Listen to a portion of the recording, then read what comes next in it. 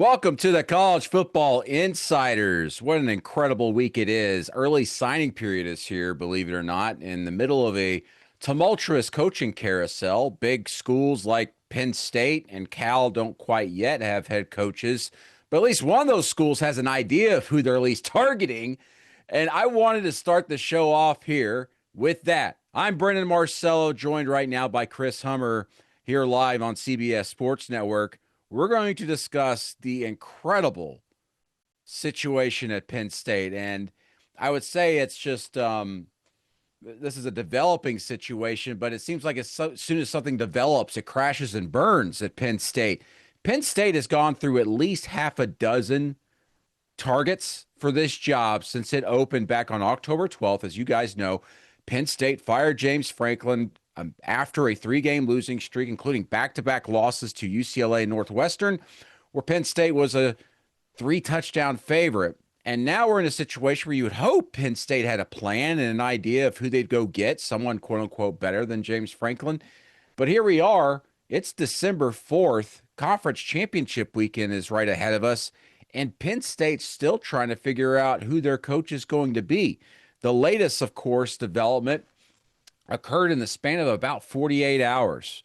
On Monday, we started hearing that Kalani Sitake, the head coach at BYU, has won 23 games over the last 2 seasons, was their primary target.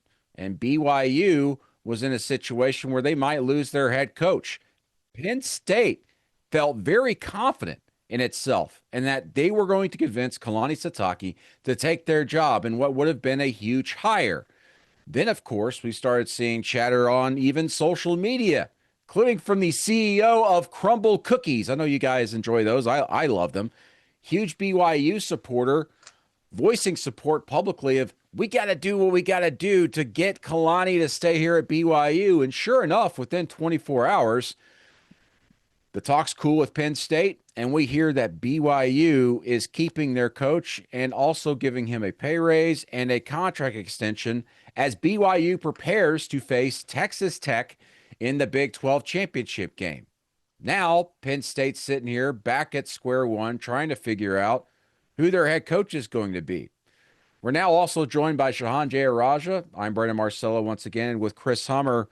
Chris, I want to start with you because you've been involved in reporting out this story as well. How weird and crazy was those 48 hours earlier this week when it seemed like Penn State had found their guy finally in Kalani Sitake? Yeah, it was an interesting 48 hours. We were the first one to kind of note Kalani Sitake was Penn State's name of interest. We were also the first ones to note that Kalani Sitake was trending towards coming back to BYU. And Richard Johnson, our colleague, had a really good story on that today at cbssports.com that I encourage everybody to check out. But the reality is Penn State went from thinking it had its guy, like done deal is what a source very close to that search told me, to wondering what was happening, to just seeing the entire deal fall apart within the span of about 12 to 24 hours. And in reality, Kalani Sitake is a BYU alumnus. His whole life is there. His whole career has been there as a coach.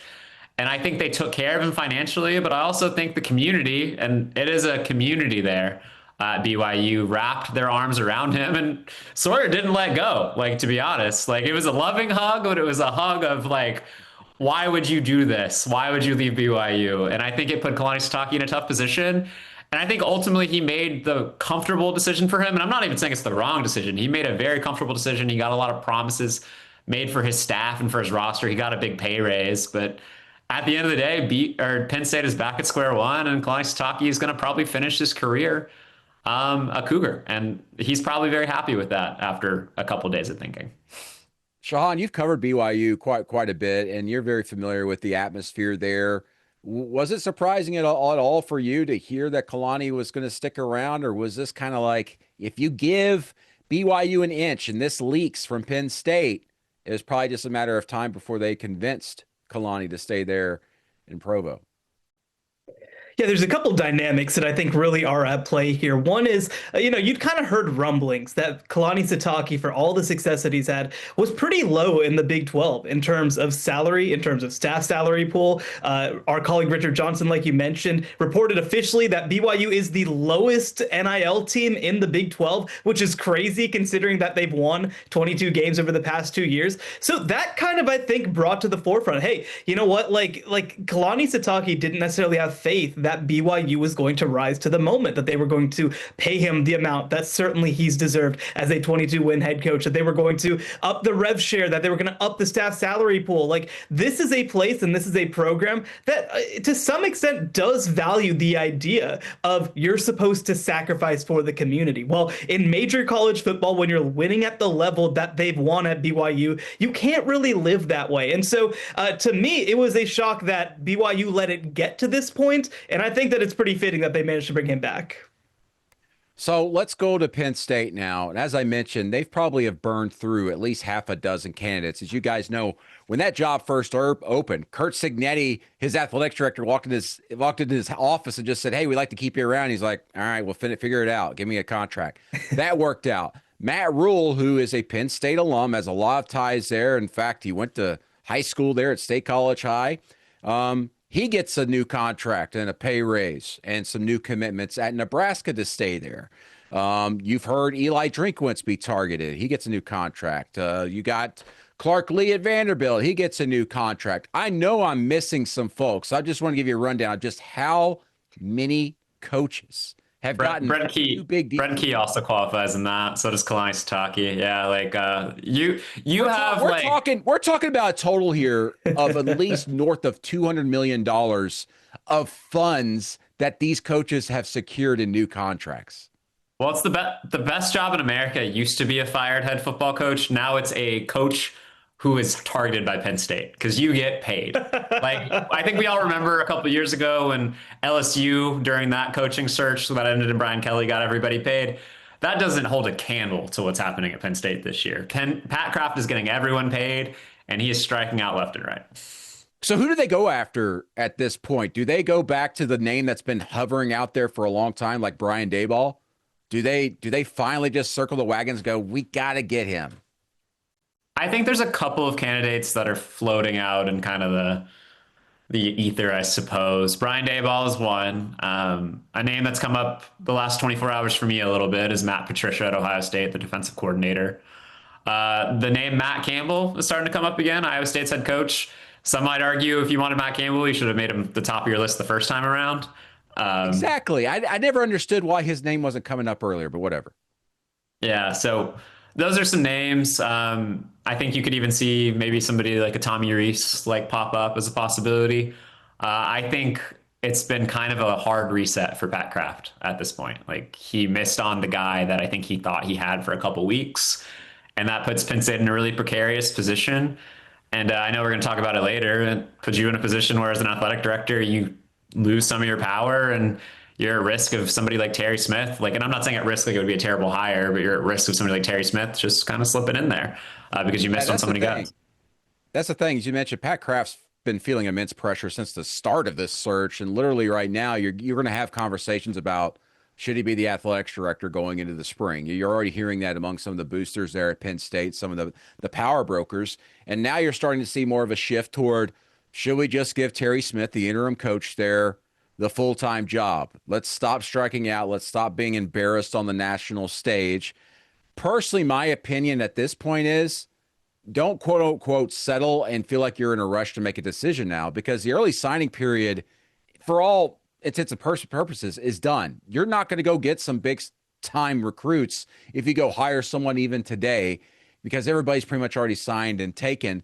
So take your time here. Reevaluate, look at everything, see if there's some candidates out there that might be more willing to make a move now that you're getting into bowl season and things are starting to calm down a little bit.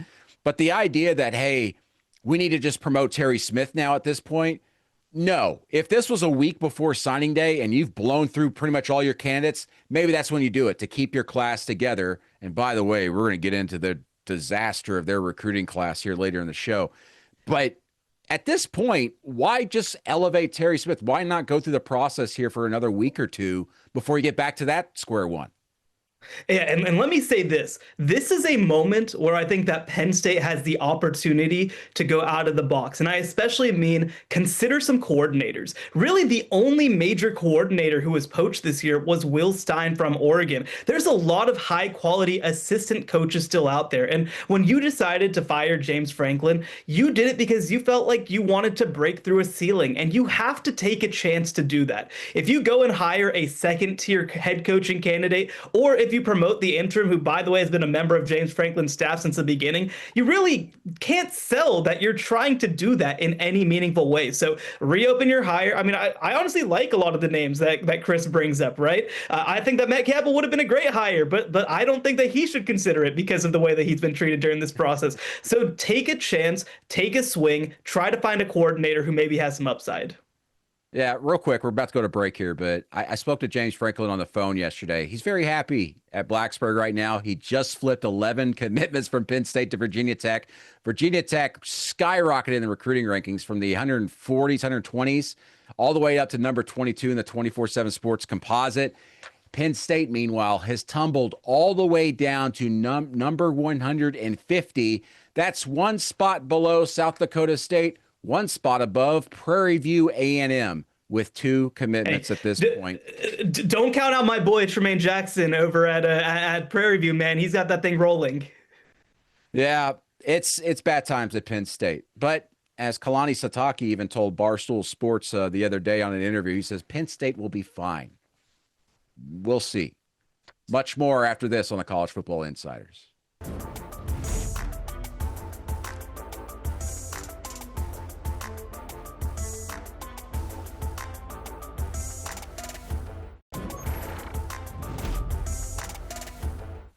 Welcome back to the College Football Insiders. We're going to talk coaching carousel in this segment. I'm Brandon Marcello. Chris Hummer, Matt Zenitz, and Shahan Jayaraja are joining me to discuss all the jobs that have filled up. We have 2 power conference jobs that are technically still open, Penn State and Cal at this moment. Most jobs have been filled on the power conference level. There's some backfilling going on in some of the group of 5 schools who lost their coaches to some of these bigger jobs on the power level.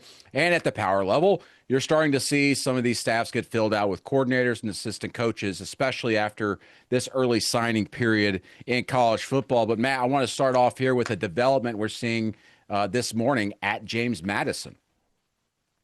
Yeah, so former Florida head coach Billy Napier has emerged as a person of interest for that job. Billy has garnered interest for multiple head coaching opportunities, specifically at the G5 level this cycle. The most recent one kind of coming up is James Madison. So we'll see if that one gets across the finish line or not. Well, I thought did his name also come up there at North Texas there early as well? Yeah, there have been multiple. Early on in the process at Tulane, he was among the guys that came up as somebody that could make sense as a candidate for that one. But James Madison has come up from several people on my end during the course of the last couple of days, just in terms of being an option for Billy. And we'll see just what the final outcome of that one is. When we look at the group of 6 level right now, we see that Brian Hartline, Ohio State's offensive coordinator, longtime receiver guru. He's produced, goodness gracious, I think 5 first-round receivers since 2020 out of Ohio State, and he's going to have another one, obviously, in Jeremiah Smith in the very near future, along with Carnell Tate. Just continues to churn them out. Let's talk about the fit there at USF. Obviously, you know, Hartline's got some connections to Florida. He's had to recruit Florida. Jeremiah Smith's from South Florida. Do we like this fit for Brian Hartline, his first head coaching gig? It's a terrific fit for both sides.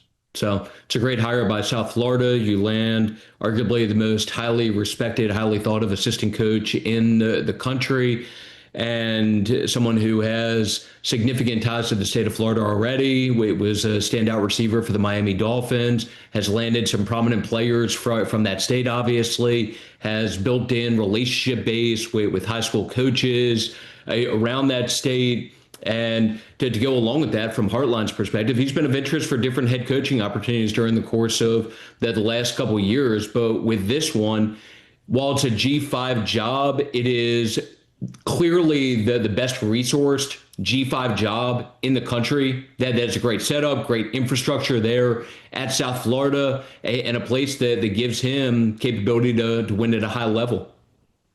Meanwhile, And I'll jump Kansas in. State, I want to go to Kansas State here real quick. Let's go to the power conferences. We saw yesterday that longtime coach, 7-year coach, Chris Kleiman is retiring. He's stepping away from football. And in his place, potentially, at least the reporting is that it could be former Kansas State quarterback and assistant coach Colin Klein, who's now the OC at Texas A&M, which is bound for the playoffs. Certainly just makes sense on a lot of levels. Shahan, I wanted to ask you about Colin Klein and kind of his rise to the coaching ranks from Kansas State and especially most recently here at Texas A&M. What do you think of this potential hire? Yeah, I think it's a no-brainer hire. Colin Klein is very well thought of at Kansas State. You mentioned, of course, a Heisman finalist quarterback just about 13 years ago, and also did a fantastic job as offensive coordinator, bringing Avery Johnson into the program, really being the mastermind behind some super dynamic offenses, including a Big 12 championship team in 2022. And I think that a lot of the reason for this decision is because Colin Klein has elevated his profile so quickly. We heard that he was in consideration for the Oklahoma State job as well. And I think that decision makers around Kansas State really did not want to miss out on their opportunity. Klein has done a great job this year, of course, helping Texas A&M to an 11-1 record and appearance in the college football playoff. And they kind of felt like if we wait any longer, we don't know that he's going to be of our caliber. There's obviously been situations like that around college football. I mean, John Summerall just a year ago maybe would have been in consideration for the Kentucky job where he went to school. Now he's the coach at Florida. They think that he could have had a similar type of rise, and they wanted to make sure and cash in while they could. Yeah, strike while you can while you're hot here, because we're about to move on here to another coaching hire that is very much along those lines. And Will Stein, the Oregon offensive coordinator, a younger guy, I believe he's 36 years old, someone that Chris Hummer had profiled just a couple of weeks ago, and someone we were discussing on the show recently about maybe it won't be this cycle, but it'll be a cycle soon. And at that point, we were thinking, hey, there's no way Kentucky's going to fire Mark Stoops and pay out all that money. Well, Kentucky's like, you know what? Let's strike hot now before Will Stein becomes a hot candidate. And all of a sudden, we're bidding people. And I'll tell you what, they get rid of Mark Stoops the very next day. They've got Will Stein there on staff. Chris, what do you think of this hire and just the potential for Will Stein going back to his home state to lead the Wildcats? Yeah, I'll say this. It was a pretty targeted hire by Kentucky. That's a name and Will Stein that have been floating out there for a little bit with the Wildcats. Stein is a Louisville graduate, but a lot of his family members went to Kentucky. He is a native of that state. It's a hire that makes a ton of sense on paper. Will Stein is somebody that is super well respected. I got to know his rise pretty well. He spent a lot of time in Austin, Texas, on the Texas staff, and also as the offensive coordinator at Lake Travis High School. Here, the same school that's produced people like Baker Mayfield. So he's had an interesting rise. He didn't do it the way everybody did, but what he does is score points. He's called plays for 4 seasons between UTSA and Oregon. He's had 4 top 20 offenses, and he's had nothing but great quarterback play. And given what Kentucky's produced offensively the last half decade or so since Will Levis left, I think that's going to be a breath of fresh air for Kentucky fans. Mark Stoops did a really great job there, but I think Will Stein is the type of coach who can help take Kentucky kind of in the next era of the program. And I think it's a hire that makes all the sense in the world. Another targeted hire that be coming up here is at Cal. Tosh Lapoy out of Oregon is the candidate to watch here. That's still a developing situation. Matt, what's the latest there and maybe any holdups that might be slowing this down? I still need to get it across the finish line. It's clear he's the target, but there are things that have to be worked through and agreed to before things can get finalized. So as of last communication yesterday about that, it still had not gotten to that point of finality. I think there's an expectation that it will ultimately get there, but it had not reached the stage yet as of, like I said, that last conversation yesterday, that Tosh had accepted the job and officially moved on from Oregon to take that position at Cal, even though I will emphasize once again the expectation on both sides, the belief on both sides is that we'll ultimately get to that point.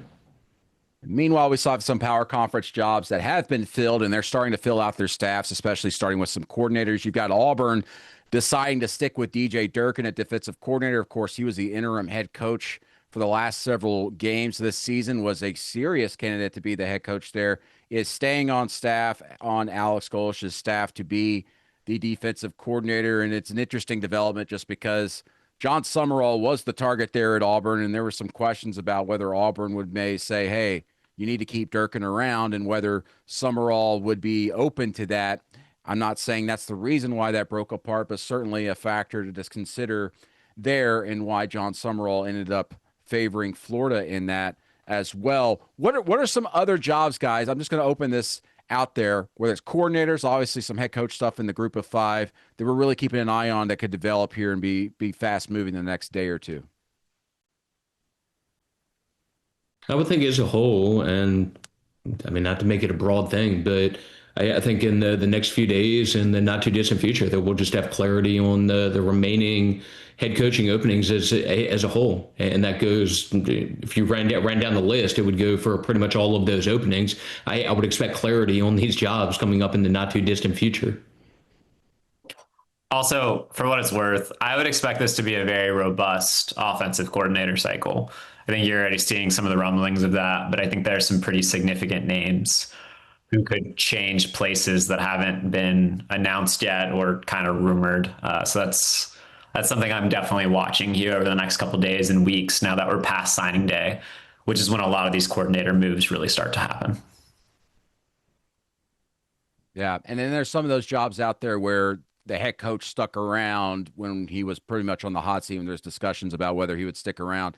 I would assume that some of those coaches are going to be making some massive staff changes, especially now that the early signing period has ended. So something to watch there. Some of these big schools, especially Florida State, for example, where they need some big fixes in a big way. Had a large signing class, by the way. Florida State is one of those schools I might be referring to, Brandon. Yes. I will say, by the way, in terms of the head coaching stuff, so some of the schools they're referencing, you have the Tulanes of the world, Memphis, James Madison, so some of the jobs like that are the ones that we were specifically referencing, that I think in the coming days that we'll have clarity on those. And they've whittled it down to a point where have top group of people at those jobs to go along with the UABs of the world and some other places. Biggest unknown right now, Penn State. Yeah, that's what we were talking about earlier in the show. It's an absolute mess, but we'll see a lot of recycled coaches landing on the group of 5 level. Neil Brown and potentially now Billy Napier at James Madison. Okay, we're going to get into Lane Kiffin. We're no longer on Kiffin watch, but man, we're still talking about that dude. And yeah, a lot of crazy stuff. We'll get to that here after this break.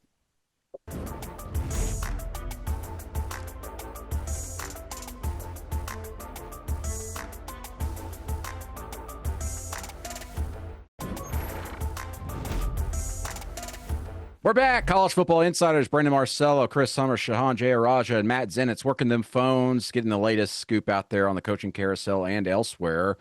Let's go to Baton Rouge, Louisiana, where Lane Kiffin is finally the head coach there, as we all know. And we saw actually here in the last couple of days his former athletics director at Ole Miss, Keith Carter, refuting some of the claims that Lane Kiffin had made. For example, that they were working hard to see if Lane Kiffin could coach through the playoffs. And they said that they had communicated, Keith Carter had said they communicated to him several weeks ago that that's just not possible, bruh.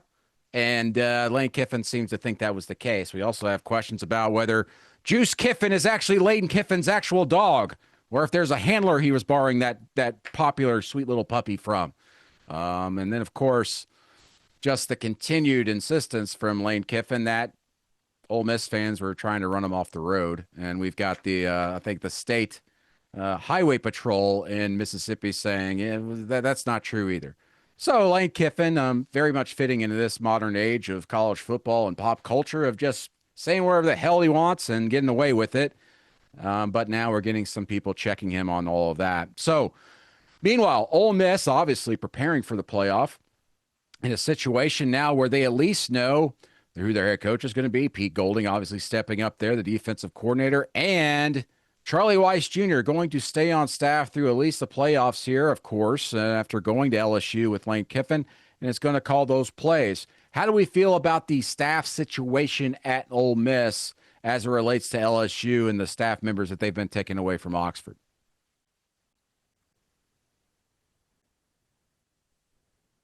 Yeah, I think that, when you look at the staff situation, right? I mean, obviously we knew that when Pete Golding decided to stick around, that this was going to be a staff on the defensive side of the ball that probably wasn't going to undergo many changes. But I give them a lot of credit, of course, for keeping Joe Judge around as quarterbacks coach. I think that he was a huge part of helping them maintain the commitment of Reese Wise, the highly touted quarterback from Austin Westlake. And then I think that at least getting Charlie Weiss Jr. back for the playoff, I mean, that's significant. I think that, there's not necessarily going to be any real case, for example, for the College Football Playoff Committee to have concerns about this team. Both play callers will still be back. Obviously, the head coach will be different, but it's at least a long-term head coach as well. So I think that they've landed the plane for this moment, but obviously a lot of trials left to come, whether it's roster retention, whether it's attacking the portal. It's going to be interesting to see what exactly the interest is there without Lane Kiffin on campus.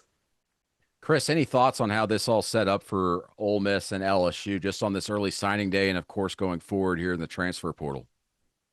Well, it's an interesting dance. I got a call from an agent of a very prominent player in Ole Miss's class that was very confused about what to do. Confused is maybe the wrong word, but he wanted to know where things would end up. He didn't know what coaches would be where. He didn't know like who was going to be making decisions on both sides of the ball. It was a very difficult time for both LSU and Ole Miss to kind of get these classes over the finish line. And to be frank, like Lane Kiffin didn't make it easy on anyone with the way he kind of handled this situation. But ultimately, like as Shahan said, I think Ole Miss did a good job trying to keep as much staff intact as it could. I was impressed by the amount of defensive coaches who stayed there. I think I think we saw an overselling of how many offensive staff members were going to say initially. Kind of in that reporting, we've seen most of that staff migrate over. But it was a really confusing time for people, and I think it was an interesting push yesterday for both schools, is how it's been described to me. And I think people in both of those buildings are very ready for a chance to breathe, and that's not going to come anytime soon.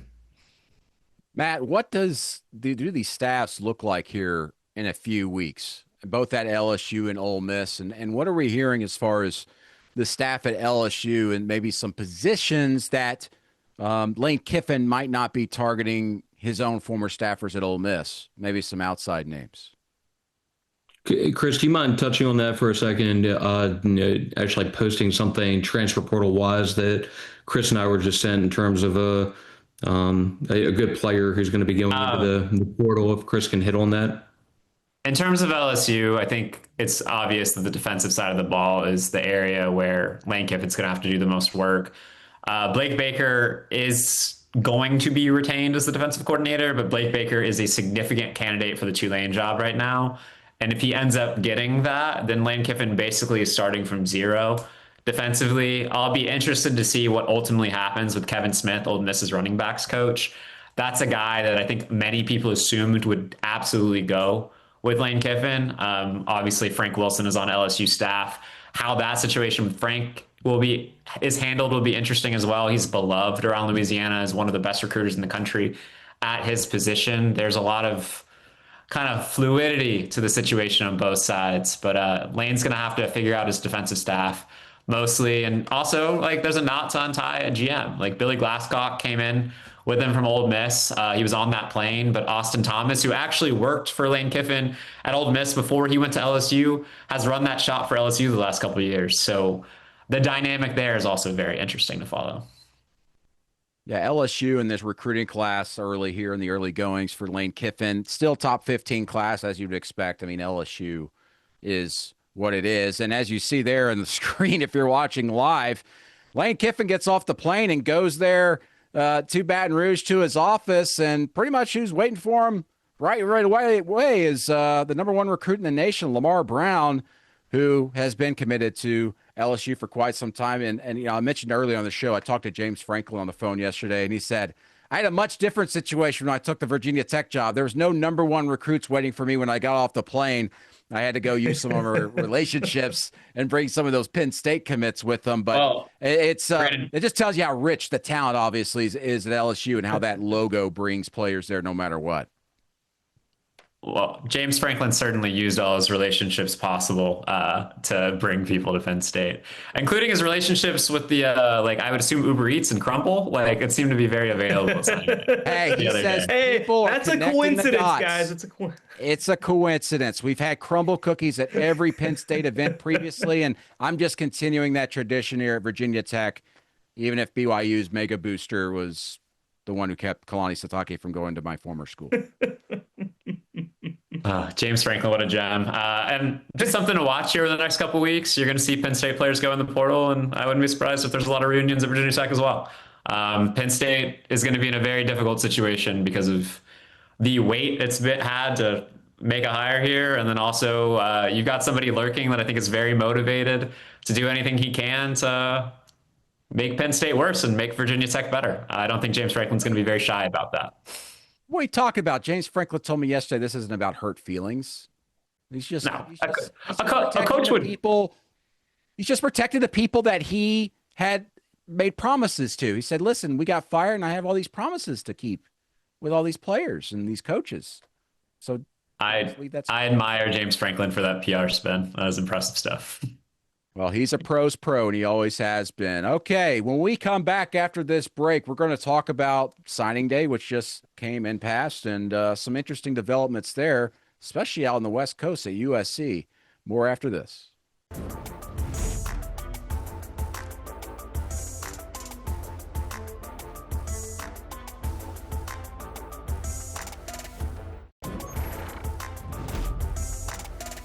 We're back. CFI. I always wanted to say that. Just CFI. That make that show sound so much cooler.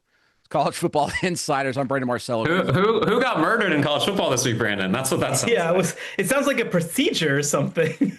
Although if Matt Zenitz keeps treating out person of interest as his terminology, like we might really have some. Yeah. What's up with that? We need to start putting targets on the graphics and stuff. Person of interest. Oh, man. Okay, let's talk Cruton. Early signing period started on Wednesday, and most players signed on Wednesday. USC, not an SEC team. USC is number one in the recruiting rankings, first non-SEC team to finish number one since Miami in 2008. Shahan, this is quite a development, or is it? No, it absolutely is. And I give a lot of credit, one, to USC. They've obviously done a huge job of investing in that program. And I think the other person, too, Chad Bowden, the general manager over there, has been such a huge addition for this program ever since he came over from Notre Dame. Obviously, a very respected voice in the industry, but somebody who I think has also been very clear from the start how he wants to build his program. And that's through the trenches. We've seen in past years that USC has had early commitments, that they've had 5 stars land with them, but they haven't gotten it over the finish line. Well, this year they did. And again, obviously, look, there's still a lot of work to do for Lincoln Riley in that program, but there's no question USC is putting in championship level investment, and this is the result. The other big storyline I thought was something that maybe some of us saw coming, but Vanderbilt flipping 5-star quarterback Jared Curtis from Georgia. Curtis being a Nashville native, of course, which is in Vanderbilt's very backyard there. But Chris Hummer, how did this happen, and what does this mean for the Vanderbilt football program, which has obviously just been on an absolute roll under Clark Lee as they try to fight maybe potentially for a playoff spot come Sunday? Shout out to college football in 2025, where Vanderbilt flips a 5-star quarterback from Georgia. Just a new world, and I think this has been an effort for Vanderbilt for a very long time. I think Tim Beck, their offensive coordinator, and Garrett Altman, their quarterbacks coach, did a really good job in this process.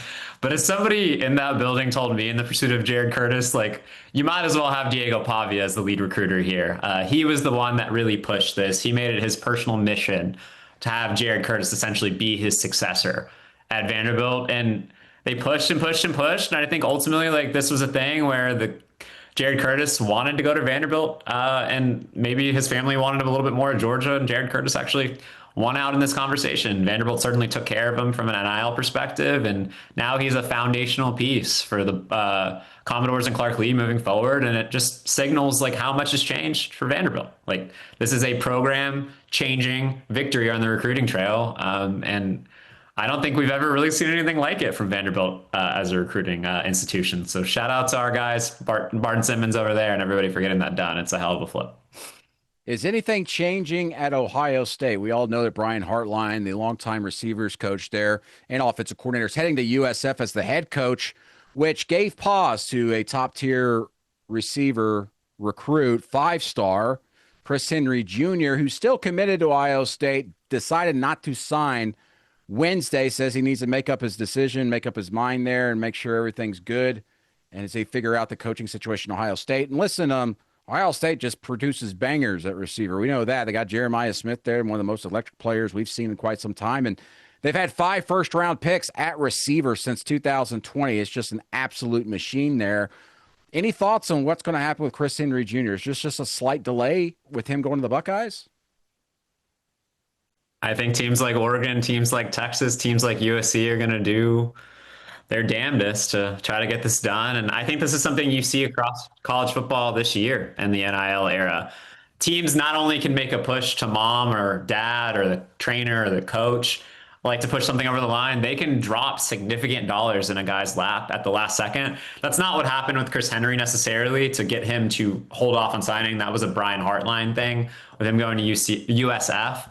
But this is a situation where teams can tempt a player really quickly and really late with the dollars that can get thrown around. And I think you're seeing all of the contenders nationally make a run at Chris Henry while Ohio State is just a tad bit vulnerable.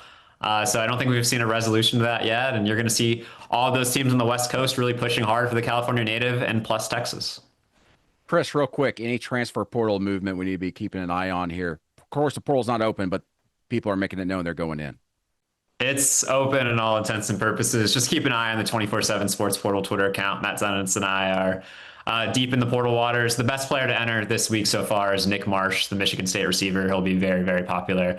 And keep an eye on Old Dominion quarterback Colton Joseph. He's going to be a high-level P4 guy potentially. We're going to talk Selection Sunday and Conference Championship weekend. After this break, could we see some chaos? Could we see some surprising moves right after this?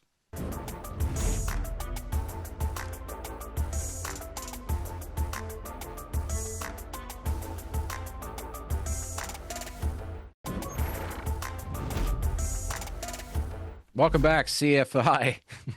I'm Brandon Marcello, Chris Summers, Shahan, Jay Araja. It's a conference championship weekend. We're not going to get into predictions and picks there, but the potential here on Selection Sunday to discuss whether certain teams are going to fall out or certain teams are going to be able to jump in. I know there's a lot of conversation around Notre Dame and Miami. Also, maybe a little bit around Alabama and whether they deserve to be in if they pick up a third loss in the SEC championship game. Guys, what's really kind of going to catch your eye here as we get into conference championship weekend and some of these games that could affect everything?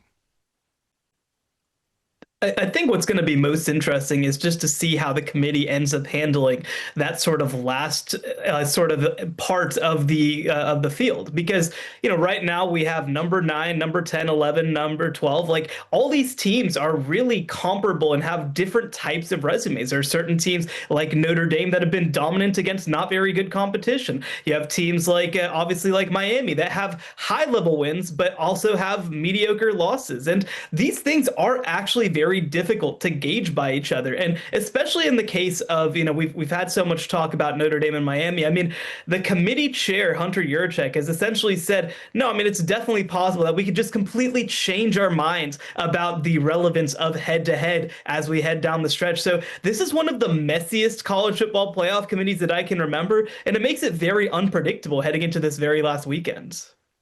Yeah, Chris, there's been a lot of discussion about whether we should even just get rid of this show that they put on every week and just wait till the last week before. Well, it's part of the contract. That's part of the issue, right? Yeah. It's part of the contract. Yeah, that's why we do it. They talk themselves into circles, and they get into the corner, and then they have no way to battle their way out. But Chris, what are you thinking here? I mean, I especially want to talk about Miami and the Notre Dame discussion. I would think that if there's a potential here for Miami to jump Notre Dame, so to speak, and then get a spot in the playoff field, that they would have set that up in the penultimate rankings, right? And they're still 2 spots apart. Yeah, I'm not here to litigate the situation personally. Like head-to-head should matter. I think Notre Dame is a very good team, and I think the metrics back that up. But If you're going to have Notre Dame 10 and Miami 12, that doesn't really make a lot of sense with 2 losses each when one team beat the other. I will say that if they did that, I think it invalidates the process because nothing has changed, nothing would change. And if you flip the two, like what's the point, right? Like what's the point? And it kind of goes back to the Baylor TCU situation that I think Shahan remembers very well in 2014. I wonder what's familiar. Nothing changed. But the 2 situations I'm actually most interested in this weekend involve the SEC championship game and the ACC championship game. I'm very interested to know what happens to a 3-loss SEC loser if Alabama loses to Georgia. Would the committee put Alabama in as the first ever 3-loss team to the playoffs? They set that up by they set that up by jumping them up a spot, so they'll only fall 2 or 3 spots to get in. They've done that.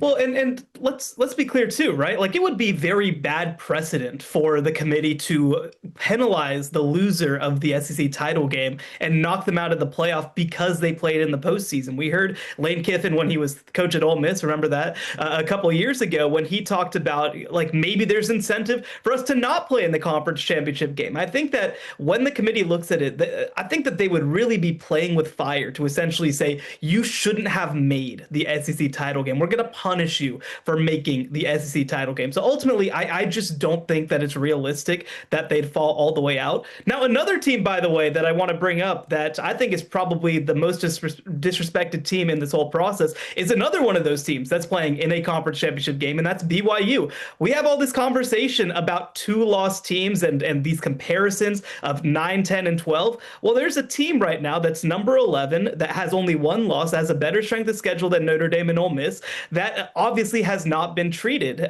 to the same level as other 1-loss teams in this process. So to me, I mean, look, we're going to have all these conversations about Miami and Notre Dame and whether they should be flipped. I mean, the thing kind of buttressing that is that the team that probably should be ahead of both of them right now is at number 11.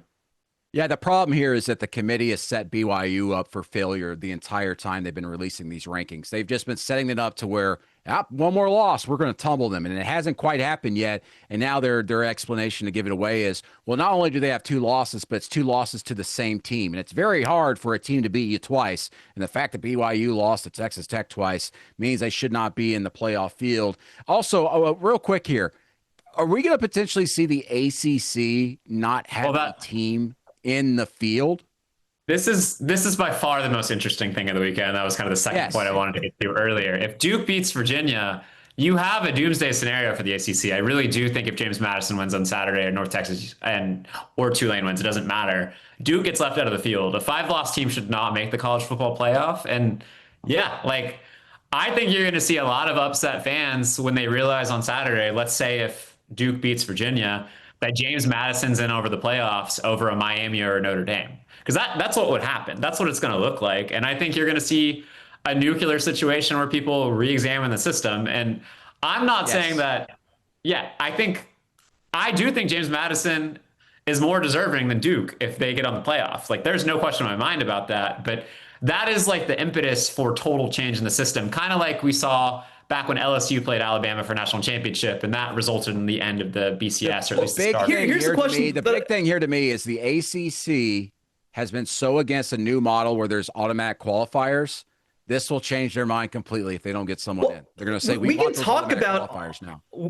We can talk about all that stuff. The real issue is that the ACC is so bloated that they can't put their best teams in a conference championship game because of their ridiculous tiebreakers. We've seen the American try to get ahead of this, right? They literally use the playoff rankings as a tiebreaker if you have the same record. Maybe we start to see other major conferences move to that as well. I talked to some folks in the ACC about that. Like, in a doomsday scenario here, could your commissioner step in and go, we're changing the tiebreaker scenario and all this stuff, and we're going to put Miami in the conference championship game because they're ranked higher or whatever? And they said, no, we're not doing that. Too much integrity. The schools agreed to all this. We're not going to do it. So, but as you guys mentioned, at this point, they're going to have to reevaluate everything because the ACC is in the very bad position where they could just get completely screwed. And as I said, at the very least, this opens a door for the ACC commissioner who's been so against AQs, multiple AQs in a 16 to 24 team field to sit back there and go, you know what? That actually sounds like a pretty good idea. Let's get 2 automatic qualifiers. We really, really like that. Also, real quick, Concentration Bowl. I can't wait. Tulane, North Texas. Which coach is actually focused on their job they still have as they try to fight for the playoff. John Summerall and Eric Morris. Can't wait to see that. Thanks for joining us, College Football Insiders.